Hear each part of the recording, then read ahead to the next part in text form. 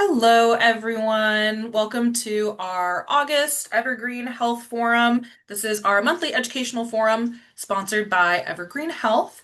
And as we round out the summer season, fall is coming in, we thought it would be an appropriate time to talk about our youth programs as we're thinking about our youth heading back to school, whatever that looks like for them, and how we can get them involved. So I have with us the lovely, kind Edie, who is our program manager here at NAMI Eastside.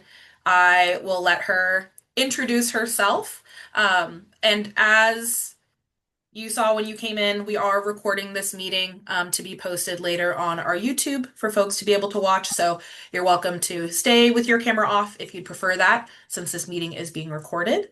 But with that, I will pass it over to Edie. Awesome. Yay, thank you, Emma. Lovely to be here as a presenter after getting to host this awesome event so many times. So I'm really excited to talk to you guys about our youth programs today. Our youth programs have really grown in the last few years, and so I'm just super excited to tell you about programs both old and new, what's coming up, updates for this school year. So let's go ahead and get started. If you can't see my slides or anything, please raise your hand, let me know, shout out. But they should be showing on your screen right now. So here we go. All right. So youth programs overall, I'm going to be talking about several different things tonight. Our youth ambassador team, which has been going for a while, and our new established youth advisory board that is starting this year that goes along with that.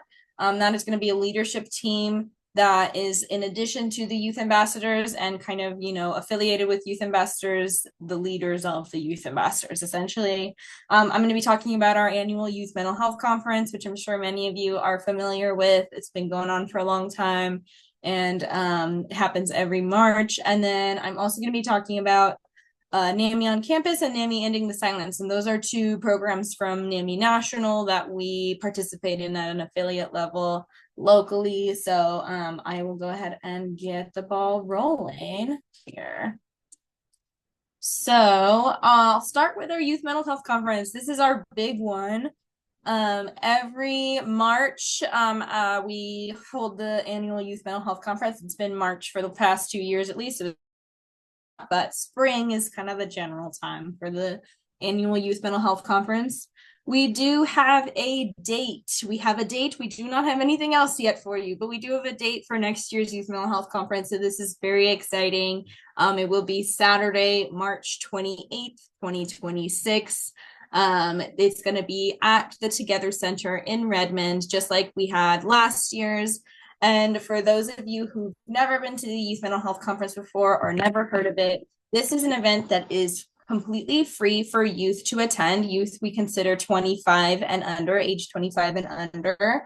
There is a small ticket fee for anyone older than that, but it's youth are welcome, parents are welcome, families are welcome. We also really love to welcome folks who work with youth. That can be teachers or folks who work with nonprofit organizations, anyone who does work with youth who just wants to come and hear what youth are passionate about in the world of mental health and learn together and just find some community in that space.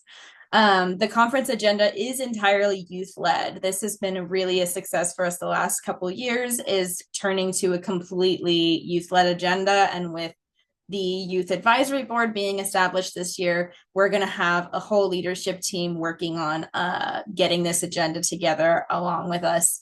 And it's very exciting because the youth are really able to kind of say, okay, what areas of mental health am I most passionate about? What do I want to bring to a stage, to a conference where my peers are going to be my peers are going to be here learning with me, and we're going to be talking about these topics together. So it's a really great way to just kind of spotlight like what youth are most passionate about themselves. Like I said here, opportunity for young people, educators, families, community members, all to understand youth mental health challenges, gain tangible skills and resources to support youth in their community. We also, a huge part of this event is our resource fair. We invite community partners, community organizations from around the East Side to participate in our resource fair. And you can see we've got these last couple of years in the middle picture on this slide, you can see we've got a little passport where all of the different tables that we've got, you can go around, you get stickers, they've got swag, they've got brochures about their programs, they've got resources. I think this is one of the most impactful parts of our conferences is just being able to get so many organizations that serve youth all in one place on the East Side so that you can learn about so many different youth programs all together, and youth and parents can see, okay, what do I have access to in my area? So really just incredible events, features a lot of student work from throughout the year. And we'd love to have you there. So save that date on your calendar. If you are subscribed to our newsletter, there will be more information going out about that and how to register and stuff like that coming up. But just to put that on your calendar for now, that's our youth mental health conference. I'm happy to just to kind of circle back. I'm happy to take questions throughout as I'm talking about programs. I'm also happy to take questions at the very end too. So if you have a question, feel free to just raise your hand, or you can unmute and say, "Hey, a quick question for you." So just wanted to throw that out there. So that's our conference. Very exciting. Youth ambassadors. This is the next program I'll talk about. So Youth Ambassadors is a program that's been going since 2021. It's really grown a lot. When I started in this position in 2023, we had less than 10 youth ambassadors working with us. I think it was closer to like 5 or 6. And this past year, we had 53 youth ambassadors, high schoolers and middle schoolers, and early college students from all over the East Side working with us. It's very exciting. So basically, the youth ambassador team is a team where any middle schooler, high schooler, or early college student up to age 25 can be part of meetings where we have discussions about topics in mental health, can get together in groups to do community projects. Some of these are projects in their schools. They'll lead events in their schools, or they can be fundraising events. The world is their oyster. We're kind of just here to resources for whatever people need, whatever students need to accomplish their goals in mental health in their community. Some students do research projects on different topics and either present them at our youth mental health conference, or they will create social media graphics with information for people, like informative social media graphics. We also, in addition to kind of the stuff that they can do project wise, we also have opportunities for youth through the youth ambassador team. A field trip opportunity they can go on every year in February to Lobby Day. Donna's here. Donna took a bunch of our youth ambassadors to Lobby Day this year, and that was fantastic. They have such a great time. They get to meet their local representatives. They get to talk about real issues in youth mental health in the state of Washington, and get to see like what's being voted on, and get to tell their representative why they care about mental health and why they should vote, certain ways on bills in their community. So yeah, I think that pretty much covers youth ambassador opportunities for this next year. Youth ambassadors as a team is going to be basically, if you're subscribed to the youth ambassador newsletter, you are a youth ambassador. So there is a QR code here that is how to subscribe to the youth ambassador / youth programs newsletter. Adults, parents, families, educators, whoever you are, you're welcome to subscribe to this newsletter as well, just to hear what's going on in our youth programs. This will be a separate newsletter than our regular newsletter.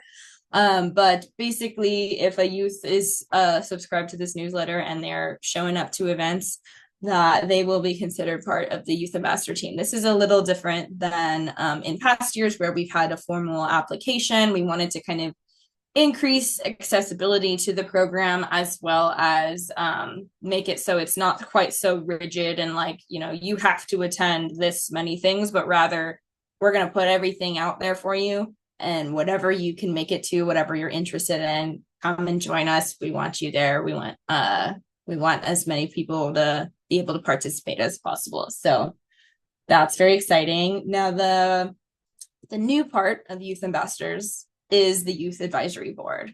So the youth advisory board is going to be kind of our leadership cohort of the youth ambassadors. We took some inspiration from NAMI Washington, our state organization, as well as NAMI National. On a national level, both of national level and a state level, they have these advisory boards, which are built of about 10 to 15 students. The ages do vary. We're going to have ours be high schoolers and college students. And these students are in charge of basically being the leaders of youth in their community, as well as helping to plan events, making their voices heard when it comes to NAMI program decisions. And so that's, kind of like when we're deciding what programs we're going to offer, when we're deciding what's going to be offered at the Youth Mental Health Conference, when we're deciding what is on our calendar of events for youth programs for the year. They will get a ton of say in just kind of what topics they want to prioritize, what are their peers interested in learning, what do they think, what are they seeing in their schools that they feel like, oh, we could really use an event or a program or a class to talk about this specific topic. I'm really excited for this. I think it's going to be amazing to have just like youth perspective in all aspects of our youth programs, and not just the youth mental health conference like we've had for the past couple years. So these youth advisory board applications are open currently. The deadline to apply is September 15th, and the first meeting of the year will be on October 21st, and more info will be going out about that in the future. And this will be about 10 to 15 students. As I said, 10 to 15 students who will have essentially a monthly commitment to planning meetings. And then in addition to that, whatever time needs to be spent in their committees, planning different events and different aspects of programs for the year. So I would say it's probably, if I had to guess, it would be, sorry, another window just popped up. If I had to guess, it'll probably be maybe 6 to 8 hour commitment for the month, just depending on what students are involved in, and if they have an event that is like about to happen, or a program that is about to happen that they've been planning, or something like that. So there you can learn more about those applications on our website. And you can also email questions about those applications to the email at the bottom of the screen there, ya@nami-eastside.org. So that's the Youth Advisory Board coming up very soon. I'm really excited about that development. So, all right, next program I'm talking about. Sorry, I'm kind of speeding through here, but hopefully we get some good, if we'll have lots of time for questions and discussion and stuff like that. So, NAMI on Campus. This is a national program that we are carrying out at our affiliate level and on our state level.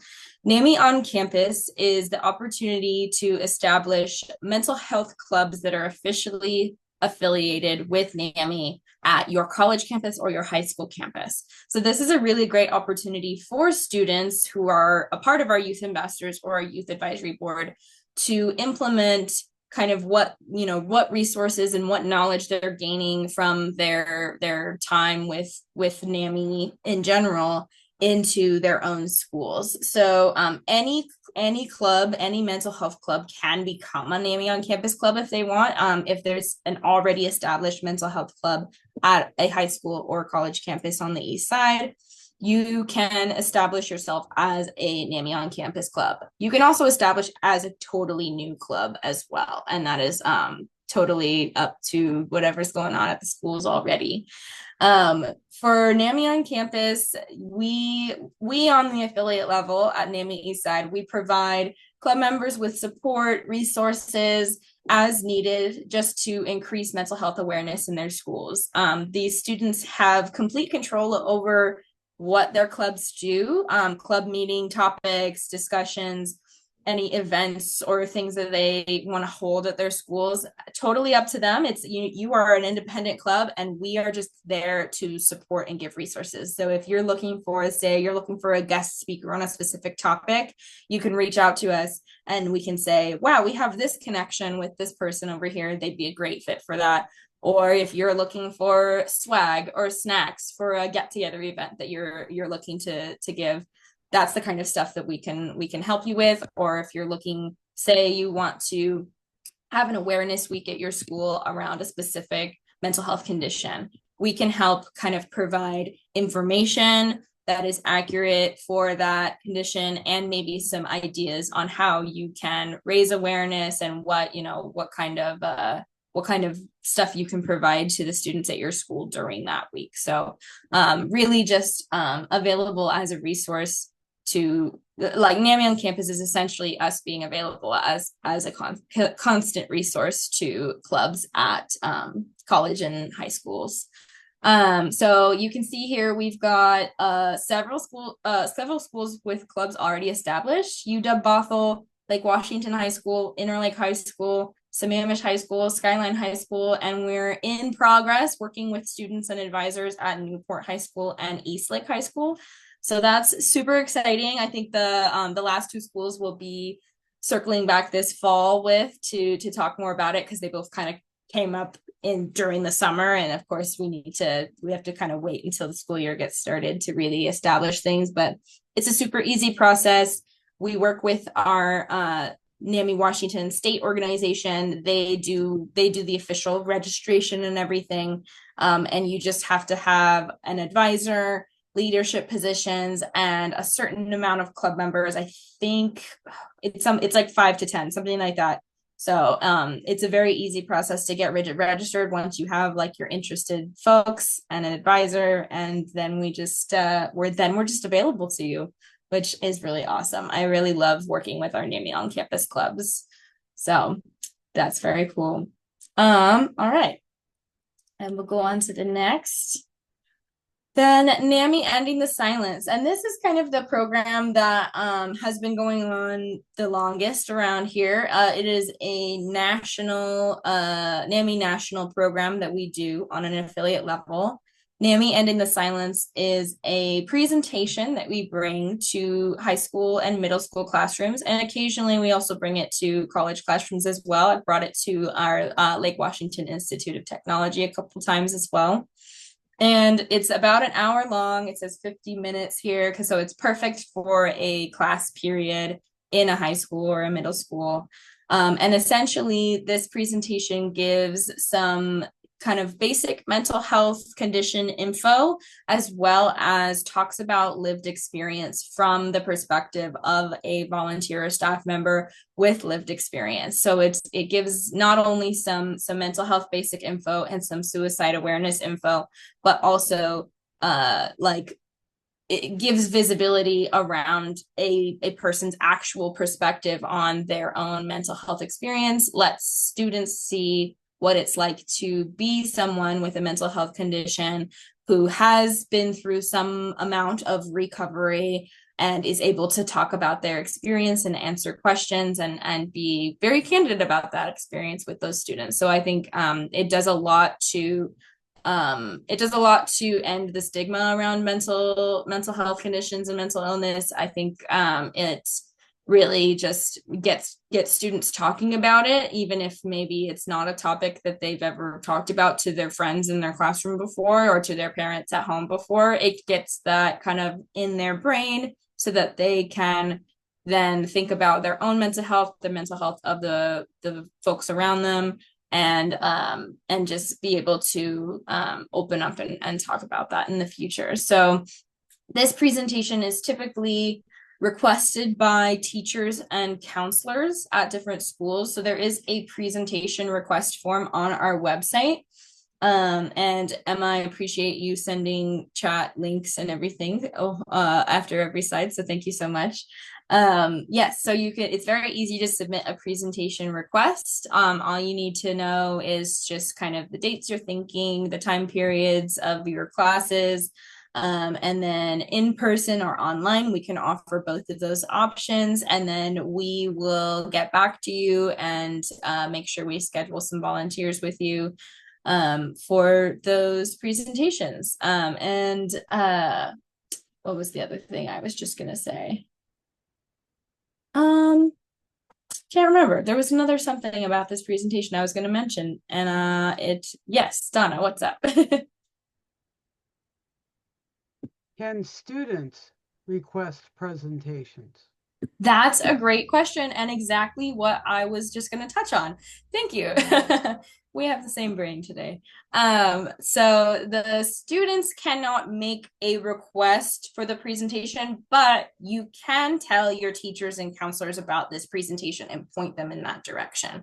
So we do need the request to come straight from the teacher just because that's the easiest for our own communication and just being able to know exactly what schedules look like and and the process for sometimes schools have a process for you need to sign up in a volunteer portal or something like that before you go and present in schools or anything like that. Any kind of pre-steps, it's just easiest if we're in contact with the teacher or the counselor. But if you are a student and you're like, hey, this looks like something I'd really love to see happen in my school, let your teacher know, let your counselor know, and then they can find a way to get in contact with us either through the request form or through one of our emails, and we can get something rolling. So please don't be afraid to bring it up to your teachers if you're a student and you think this would be really cool to see in your school. So thank you for that, Donna. That is exactly what I was trying to remember when I forgot my brain earlier. All right. Okay, and of course, Emma, I forgot to add the thing on the slide I was going to add earlier, but I will go ahead and talk about the thing I was going to add on this slide earlier. So other NAMI Eastside programs that youth can participate in, but are not necessarily only for youth. We have Safe Talk suicide prevention classes. These are led by our amazing volunteer, Joe Stevens. They're usually held on Saturdays from 10 a.m. to 2 p.m. at the Together Center in Redmond. This is where we're based. This is where most of our kind of in-house events happen. He just held a class. So I think it was last weekend he just held a class. So we do not have a next class date yet, but we are looking to have one more class held before the end of the year. So this is something you can look out for on our website or in our newsletter. Like I said, this is not specifically for youth, so there are potentially also adults in these classes. So, if that is something that interests, if you are a youth who's interested in this, or you are thinking of a youth who might be interested in this, just make sure to let them know it's not only going to be youth in the class with them, but it is a really, really great suicide prevention class that teaches some really, really great crisis intervention and just like suicide awareness skills, and you get a certificate at the end, so that can be a really great thing for a youth to add to their resume or to college applications or anything like that. Any of these programs, participating in any of these programs is great to add to your resume or to college applications. I will say that as well. I've written letters of recommendation for students as well for internships and things, so this is really, really awesome ways to get involved. And we have some incredible stellar students who've been part of these programs so far. So then I'll talk about the next one I put on here is our Creative Minds Art for Mental Wellness program. This is a program that happens every second Tuesday, also in the Together Center in the evening, 6:00 p.m. This is, again, not geared only towards youth, but youth are welcome as well as adults. Anyone is welcome to this program. And this is just a group that focuses every month. It focuses on just art and kind of mental wellness through art. It's usually a different focus every month. So you come show up, and you never know what you're going to get. Show off your creativity and let it kind of be a moment of mindfulness and a moment of calm and artistic creativity for you in your month. And then before I talk about volunteering, the other program I wanted to put on here, which I will edit the slides before I'll give you guys all these slides. I'll get all the registrants of the tonight's forum. I'll give everybody these slides. So I will add it to these slides before I send them out. But a newer event that we have established recently is Connect Cafe. There is one happening tomorrow night, which is why I wanted to add it to the slides. But like I said, I'll send that out. Connect Cafe is a really cool new event of ours where basically it's focused around discussion, and not necessarily mental health topic discussion, but kind of topics that are adjacent to these, really just talking about, different aspects of life in general, and how and finding space to connect with other people. It can be really good if someone is feeling really isolated and just wants to connect with the people around them and people in our community. This is an event that is open to adults and to youth again. So anybody is welcome to this event. And it looks like, Emma, maybe you put in the chat the link for tomorrow. Yep, perfect. Awesome. And this is also, I think, a once a month event now. It's a pretty new event. So yes. Okay. Emma's nodding her head. So it is a once a month event as well. So that is also open for youth to join. And then the last thing is just volunteering with NAMI Eastside. If a youth is interested in participating and they're like, I'm seeing all these events on the newsletter and I want to do more, we welcome youth volunteers as well. This is 100%. We love any and all volunteers, but youth are welcome to be volunteers at our affiliate. We have a slightly different process for orientation for youth volunteers, and we welcome anyone who wants to come.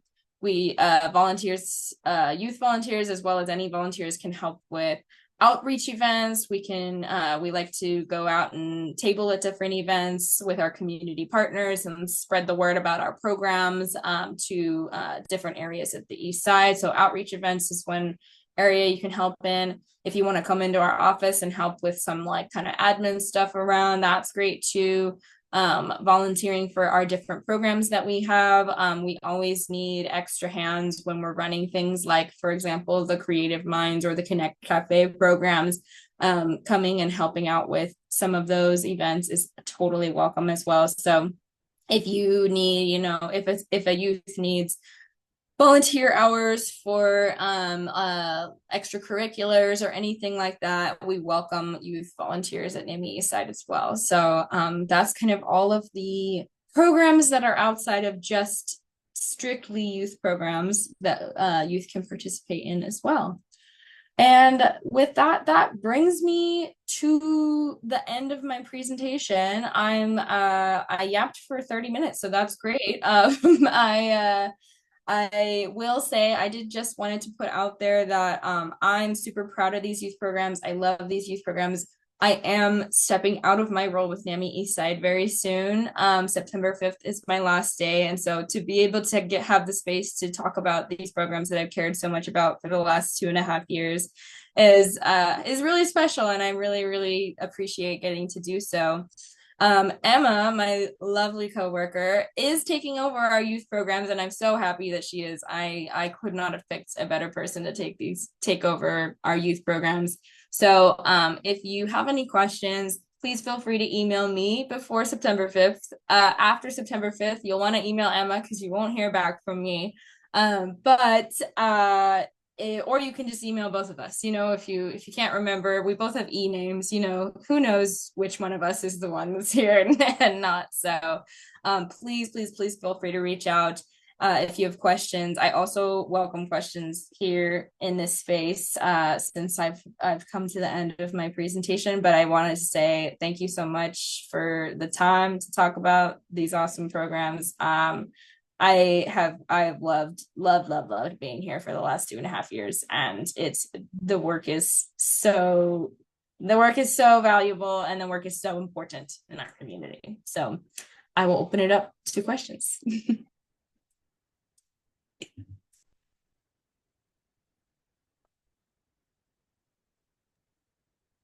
If you have a question for Edie, feel free to unmute or put it in the chat.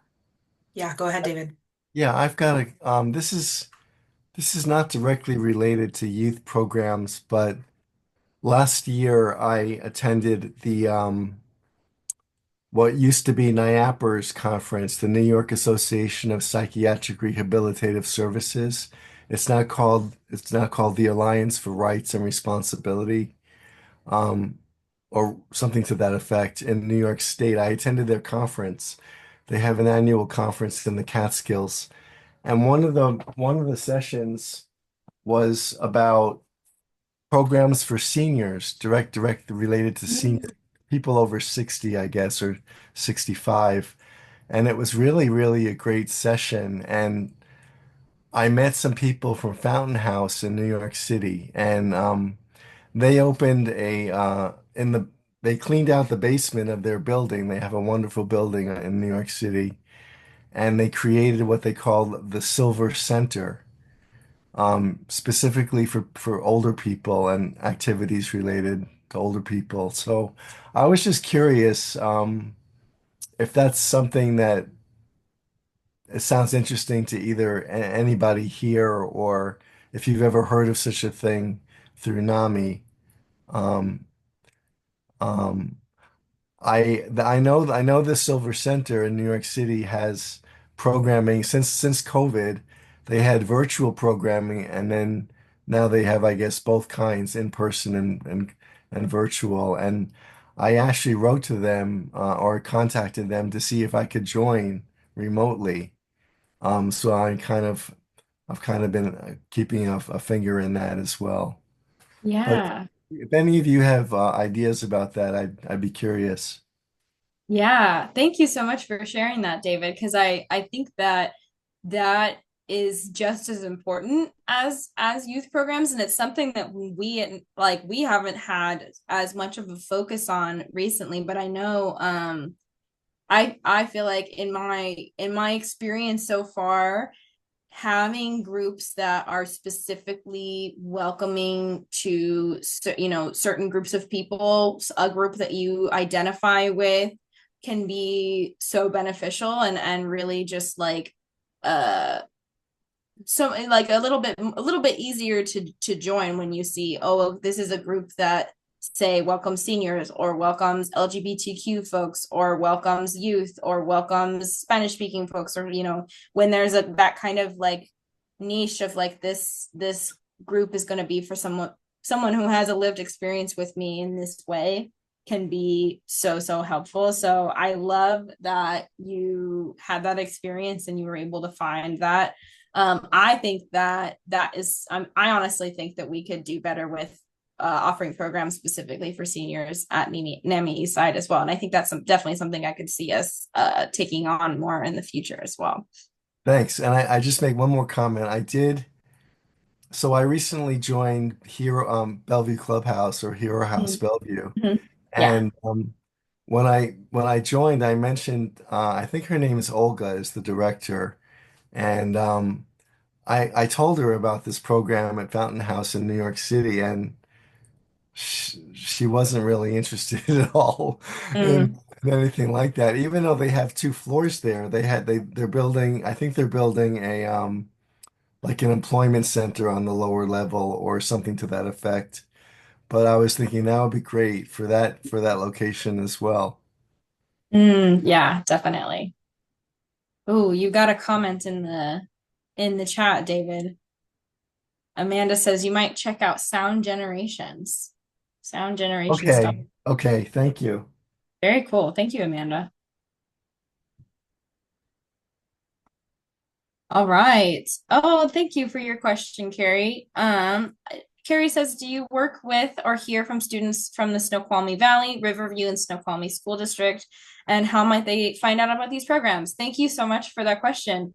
That is, I always put our programs out to Snoqualmie Valley and Riverview school districts.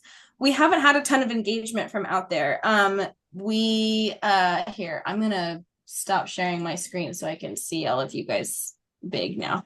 Um, Thank you so much for that question. I would love to get more involved in the Snoqualmie Valley and the Riverview school districts. I think the last few years have been just like such a whirlwind that I've like put things out there, but then not had the chance and the capacity to like follow up on those things. But I would love to get more engagement, especially because we do work with King County on specifically on some rural funding, rural grants to bring work out there. And we've done a great job of bringing some of our adult programs out there. We have a couple support groups out in one in Falls City. I know definitely one in Falls City right now, and then also our mental health first aid classes, bringing those to the Snoqualmie Valley area libraries. That's been a real success. But youth outreach, yes, I would love to engage those school districts more than we have in the past, for sure.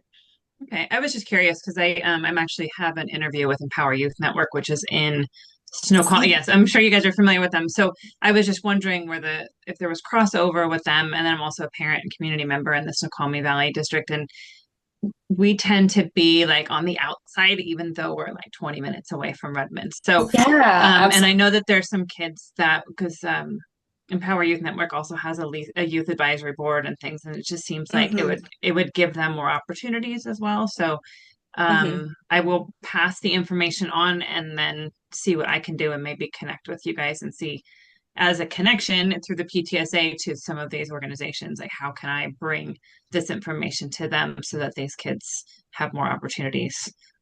Yeah, Yeah. absolutely. That would be fantastic. Before I call on you, Donna, I'll just say, I just want to add oh that yeah, yeah, you talk absolutely. to, I would suggest that Carrie talk to health teachers. They Mhm. tend to be the most interested, or the school counselors. Yeah, and I know a few of them, so I will reach out to them too and just say, "Hey, did you know that they offer, these amazing resources?" So I think we're just starting some of these conversations, and I think the more information that we can get out, the better. So Yeah, I will do that. absolutely. Thank you Okay. so much. Yeah. I will say we partner with Empower Youth Network every once in a while. They are an incredible organization doing incredible work out there, and we've been to some of their events that they invite, leaders in kind of the youth mental health sort of field from the area, and we all come together and we have really, really great discussions. And so I know they're doing incredible work over there, so I'd never want to like step on their toes, Sure. but we could offer that can be really great in collaboration with what they're doing. Yes, would Yeah. love, love, love to Okay. get our name out there a little bit more. So thank you so much. Yeah, And sure. definitely connect with Emma because I'm on the way out. But yes, Sure, of course. I would love to see that Okay. us more of a presence in those school districts Yeah, specifically. regardless, I would involve them. It's just a matter of like how many, I mean, we can't have too many people talking about mental health, right? So, as Yeah, right. exactly. So I will reach out to them because I know some people there already and then just see like what we can do to really get the conversation coming out here too. So, Yeah, especially youth ambassadors. I have not had any youth ambassadors from those schools yet. So it would okay, be really incredible to get some folks from out there. great. I will let them know. Thank you. Yeah, David. Yeah, I just thought of something else about youth. I don't know if this support group is still going on, but I have a very dear friend, Adrian, who is leading a NAMI youth support group, and I don't know if that's still going on or not for NAMI Eastside. Oh, I'm not sure. I don't think I know of a youth support group in NAMI Eastside. No, but I do know that NAMI Washington is actually about to start a statewide youth support group. I believe they're aiming to start it next month or early October.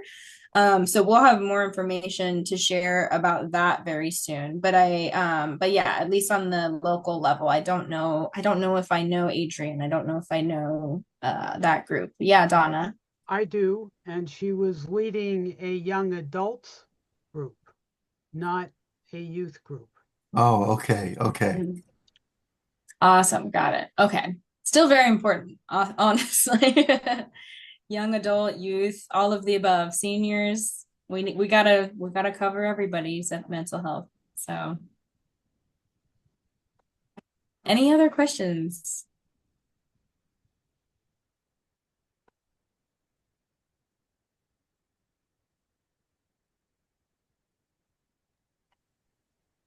Oh yeah, one Yeah, more, Donna. Sorry, can I just thank Edie for the wonderful work that you have done? Thank you, Donna. Thank you so much. I've enjoyed my time at NAMI Eastside so much, and I'm on to just kind of career change. There's no negative reason for me leaving here.